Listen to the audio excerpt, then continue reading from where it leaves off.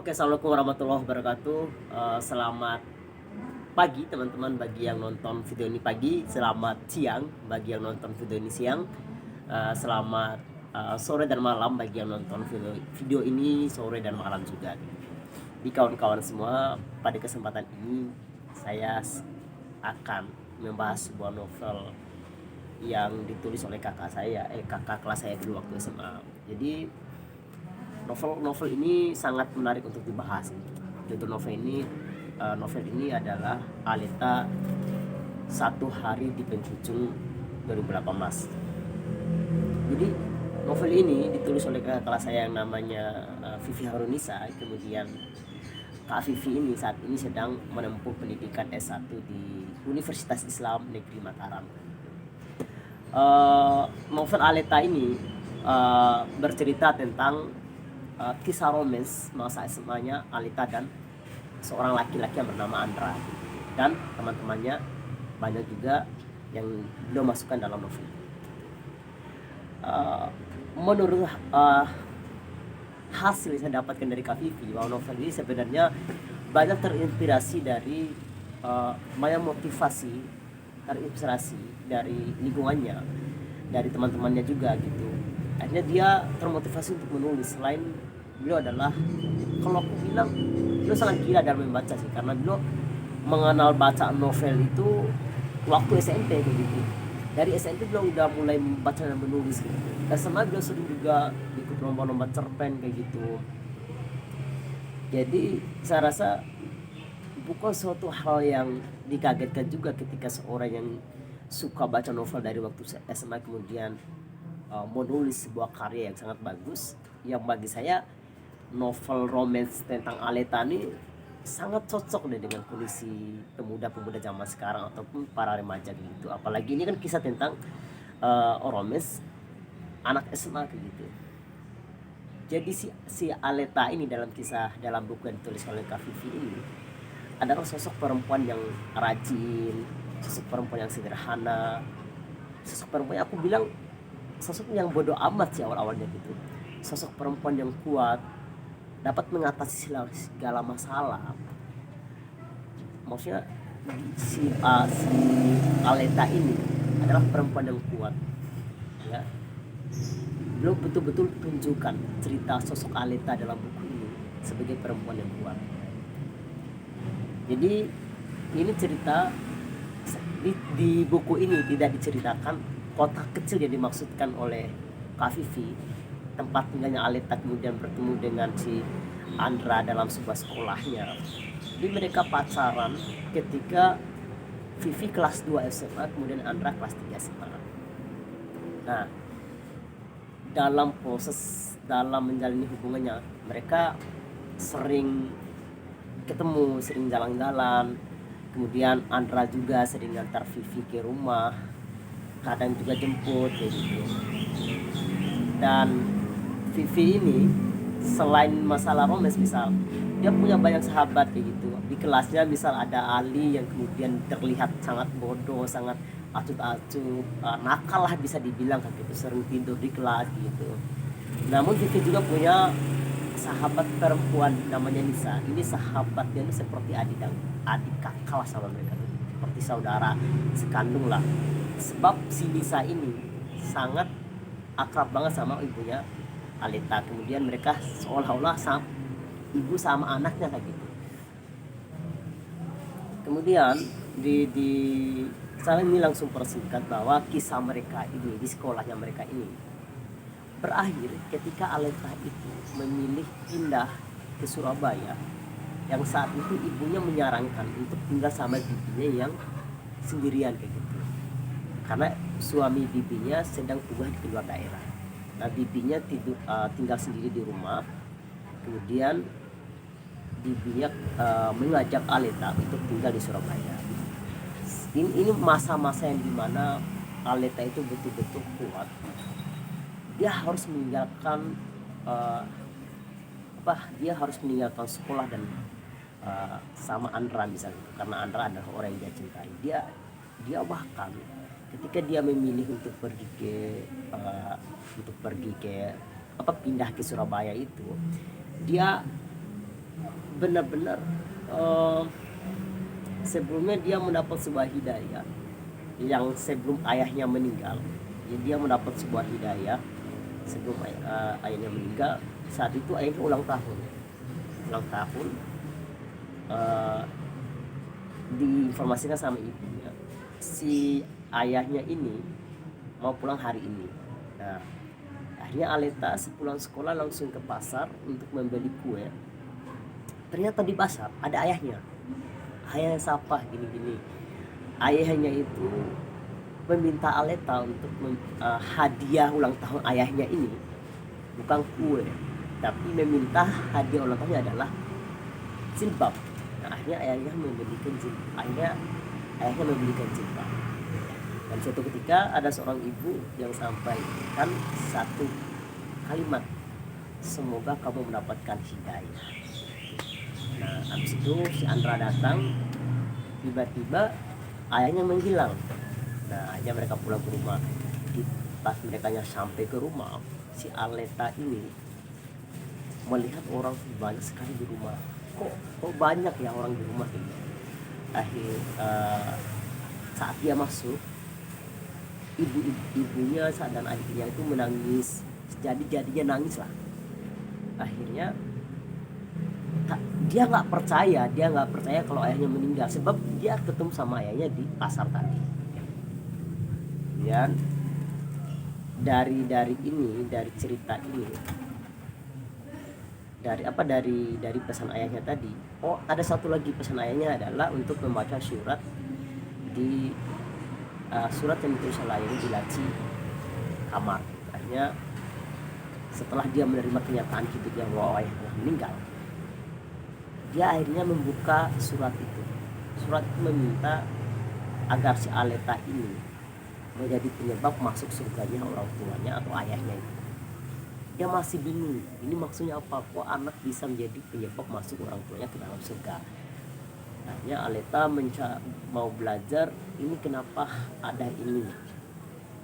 Temannya Nisa kasih tahu bahwa dia punya sepupu seorang yang paham agama, Pak Yusuf namanya. Akhirnya mereka datang ke Pak Yusuf meminta saran, termasuk Kak Yusuf itu memberikan saran untuk meninggalkan dunia pacar. Nah, sampai Kak Yusuf saran untuk istikharah, memilih tetap bertahan di kota kecilnya atau meninggalkan untuk pergi tinggal bersama ibunya di Surabaya. Nah, tapi pada akhirnya si Aleta memilih pergi untuk meninggalkan segala kenangan di kota kecilnya, termasuk Andra gitu. Dia tinggalkan Andra tanpa sepengetahuan Andra pun. Dia pergi ke Surabaya. Dia di Surabaya ketemu lagi sama teman barunya namanya Rena ini sekolah di pondok, dia juga masuk pondok. Mereka belajar banyak hal ya. Selama 1 bulan 2 bulan lebih kayaknya dia nggak megang HP karena bibinya menyita HP-nya untuk tidak komunikasi dengan dunia luar agar dia fokus dalam belajar. Bahkan menghubungi orang tuanya pun ataupun mendengar kabar orang tua atau berita tentang orang tuanya lewat bibinya doang, bukan lewat teleponan dia telepon orang tua. Nah, suatu ketika si bibinya kasih kesempatan si Aleta untuk telepon, memegang HP selama 2 jam. Akhirnya selama 2 jam itu dia manfaatkan untuk telepon orang tuanya sama temannya Nisa ya. Jadi telepon orang tuanya itu. Kemudian Nisa menceritakan, ini cerita yang menarik ketika Nisa menceritakan tentang sosok Andra, yang dimana si Andra, ada Ali, ada Rani, ada Ray, itu persahabatan. Dan yang jadi menarik adalah di sini ada tokoh Rani yang datang. Tokoh Rani ada cewek. Si Rani ini adalah pacar Andra sebelum Aleta. Cuman Andra tidak pernah menceritakan sosok Rani ini kepada Aleta. Nah, ternyata Andra itu punya sosok perempuan yang sangat dia cintai sebelum hadirnya Aleta. Dan sangat menarik. Abis itu Rena sebenarnya saran si Nisa ini untuk telepon Andra, tapi dia nggak mau. Lalu datanglah Rena meminta si Aleta ini untuk telepon Andra. Nah, saat itu si Aleta nggak mau mengurungkan niatnya untuk telepon Aleta, sebab kalau dia Aleta mengurungkan niatnya untuk telepon Andra, sebab menurut dia kalau dia telepon Andra sama aja dia tidak mampu menghilangkan masa lalunya, tidak mampu melupakan Andra, akan semakin berat hidupnya ketika dia mendengar lagi suara Andra. Tapi tiba-tiba si Rena, teman barunya itu, mengambil HP-nya si Aleta, lalu telepon Andra. Nah, ketika mereka telepon, diangkatlah oleh Andra. Halo Miss. Mereka saling, ketika Rena mendengarkan suara mereka saling mendengar suara, dua-duanya pingsan kayak gitu. Rena pun pingsan, Andra pun pingsan. Itu ceritanya itu mulai menarik. Misal ternyata ada apa di balik Rena dan Andra, kenapa mereka bisa pingsan kan, sama-sama pingsan. Yang suatu ketika bibinya mamanya si Rena ini, bibi Iza yang kerja di rumah bibinya Aleta, menceritakan bahwa dia kenal Andra. Andra itu adalah pacar dari Rani. Andra itu adalah pacar dari kakaknya Rena yang udah meninggal, ya, sudah meninggal karena kecelakaan. Situ mamanya Rena ngasih diarinya Rani ke Aleta. Aleta membaca semua tentang diari itu, bahkan persahabatan antara antara Rani, Ray, Ali sama Andra diceritakan dalam diari itu. Ini mereka lama banget tidak ketemu, dan kemudian suatu ketika bibinya Aleta ini menyarankan Aleta untuk pergi ke Malang, ya, untuk sebenarnya, dan Rena itu udah kuliah di Malang. Si Aleta itu bingung kenapa bibinya tiba-tiba mengirim Aleta untuk ke Malang. Mungkin saat itu Aleta mikir di novel ini, Aleta tuh mikir bahwa berarti Rena ini lagi sakit, Rena ini lagi gak baik-baik, ya udah ke sana aja juga. Semua itu udah diurus oleh bibinya, termasuk juga pesawat. Akhirnya Aleta sampai ke Malang. Di Malang, saat dia nyampe di Malang, ada Grab yang sudah dipesankan oleh ibunya, bibinya sama Rena. Nah, selama di perjalanan itu ternyata yang Grab ini itu Andra, tanpa disadari. Ketika Andra membawa Rena ke puncak, baru si Aleta sadar bahwa itu adalah Andra. Andra ceritain semua bahwa dia mengikut Aleta dari awal Aleta pindah ke Surabaya, bahkan satu pesawat ketika Aleta pindah ke Surabaya. Orangnya satu kursi juga, sampingan sama dia itu adalah Andra. Jadi pertemuan itu sebenarnya udah direncanakan Andra sama bibinya, bahkan orang tuanya Aleta. Di pertemuan itu Andra menyampaikan lamaran bahwa dia ingin menikahi Aleta. Sebelumnya Andra udah datang ke rumah Aleta, ibunya juga setuju bahwa ibunya setuju, bahkan ibunya menerima lamaran dari Andra gitu. Kemudian bibinya juga setuju bahwa ingin menikahkan Andra dengan Aleta. Saat itu mereka nangis dan lain sebagainya, ketemu lah. Cuman saat itu Aleta belum berani menjawab, dan suatu ketika ia menulis surat kirim ke Andra lewat Rena bahwa dia terima lamaran itu, dan dia mengajak nikah tanggal 18 Agustus pasca perayaan 17 Agustus hari kemerdekaan Indonesia. Si Aleta memperdalam ilmu agama, mempermantap ilmu, sehingga dia memperlama tanggal pernikahannya. Akhirnya mereka nikah di tanggal 18. Tiba-tiba di hari pernikahan Aleta sama Andra ini datang seorang perempuan, yaitu Rani, yang tadi katanya udah meninggal. Itu menarik, Rani yang katanya meninggal kok bisa ada gitu. Semua orang juga kaget, termasuk Andra dan Rena yang kenal dia saat itu. Cuman si Rani itu ingatannya hilang. Cuman Andra yang dia kenal. Lalu datanglah Ali menceritakan semua kondisinya kenapa si Rani masih hidup begitu. Ternyata Rani saat itu belum meninggal, tapi kritis. Habis itu yang ngurus semua kehidupannya Rani adalah Ali.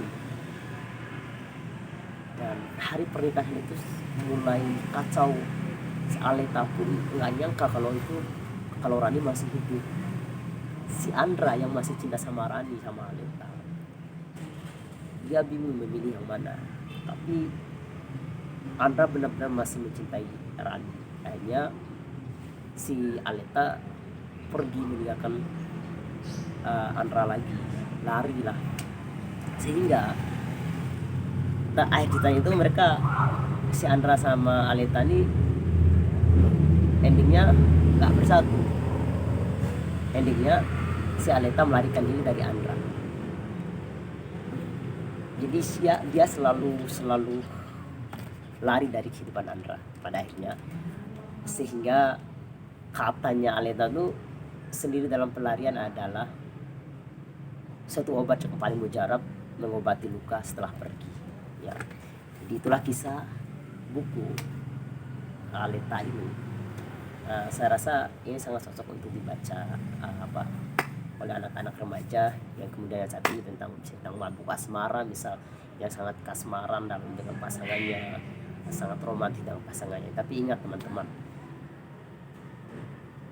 di buku ini sangat-sangat saya senang baca buku ini karena ada sisi dakwahnya. Kenapa? Terlepas dari tentang hubungan pacaran tadi si Aleta sama Andra, ketika Aleta memilih untuk pergi dari kehidupan Andra waktu di kota kecilnya, dia belajar agama Islam, dia belajar menjaga jarak antara cewek sama cowok, dia belajar banyak tentang Islam. Selain itu juga di novel ini juga menceritakan tentang bagaimana mereka itu belajar, bagaimana kuatnya literasi mereka. Saya rasa itu ditunjukkan lewat tokoh-tokoh. Ada Aleta, ada tokoh Aleta, tokoh Rena. Jadi menurut saya si Aleta ini adalah sosok perempuan yang kuat, yang benar-benar mampu menjalani hidup dengan selalu merasa bahwa takdir itu selalu dia percaya bahwa semua yang ditakdirkan oleh dia tidak pernah buruk, maksudnya tidak pernah terlewatkan begitu saja, bahwa itu adalah memang takdir untuk hidupnya. Oke teman-teman, terima kasih ya, itu aja kisah yang dapat cerita dari novel yang dapat saya review. Semoga ini bermanfaat, menambah wawasan teman-teman tentang novel ini, dan saya rasa saya merekomendasi teman-teman untuk membaca novel ini. Semoga novel ini bisa ada di tangan teman-teman, membacanya sampai selesai, menikmatinya, dan bermanfaat, menambah ilmu-ilmu yang teman-teman baca. Semoga ya. Terima kasih.